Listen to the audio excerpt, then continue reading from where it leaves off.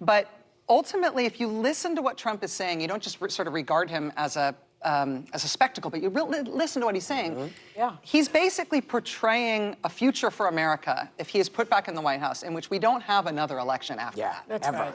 Because the elections are all rigged, that the democratic process can't be trusted, that Congress should just work for him, the Justice Department should just work for him. That's a strongman form of government. That's not what we have. He'd cancel the news, like the news are done. He wants to put MSNBC on trial for treason so that he can execute us. I mean, this is... And he will put Rudy Giuliani on the Supreme Court. If he makes it that long, sure. Yeah. Just when I thought The View couldn't get any worse, you have Rachel Maddow just bless her presence on the stage and just the complete brain cells just melt. They're just non-existent. How could they melt? They're not there in the first place. Before we dive into this video, don't forget to like, subscribe, and if you could please share so we can get it out there. So here we have Rachel going over all this stuff. So first we want to hit on the election, really. So you feel, first of all, why didn't all this stuff happen when he was in office before? How did we have an election in 2020 if he was going to get rid of him?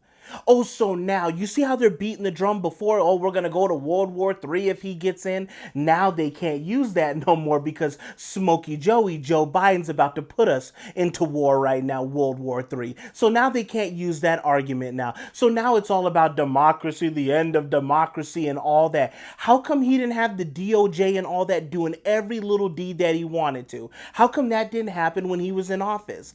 How come these scumbags like Adam Schiff and all that commit the real treason and all this stuff going on, how come he didn't get rid of all them if he just wielded the DOJ? Oh, so now this time that's what he's gonna do. Then let's go on to the election. How come you don't feel that way about Hillary?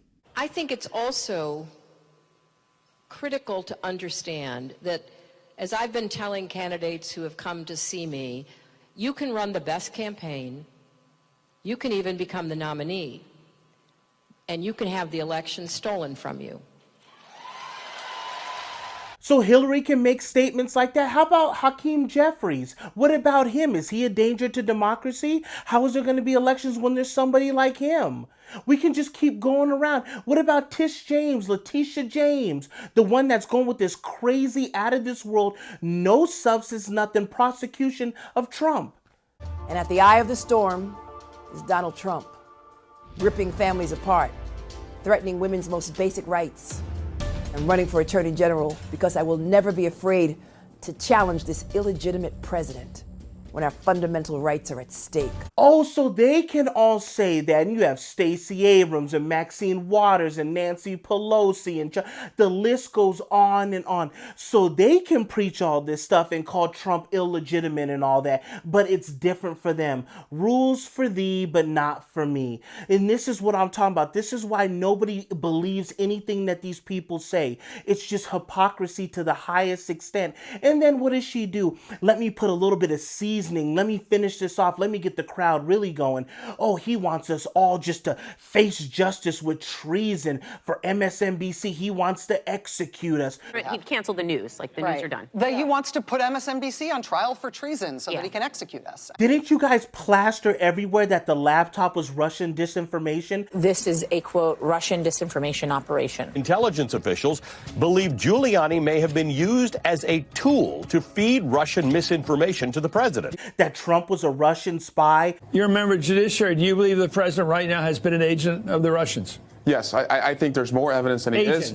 Yes, and I think all the arrows point in that direction, and I haven't seen a single piece of evidence that he's not. An agent like in the 1940s where you had people who were Reds, to use an old term, like that. In other words, working for a foreign power. He's working on behalf of the Russians, yeah. There was all this tax fraud and money laundering. The New York Times published a freaking 40-page long, 13,000-word, mind-bending expose about the president, specifically about his money and how he got it, which turns out to be a 180-degree different story than the president's own account of how he made his money.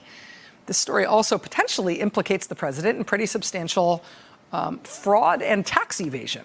You guys try to turn him in just to today's day and age Hitler. That's what you guys wanted to do.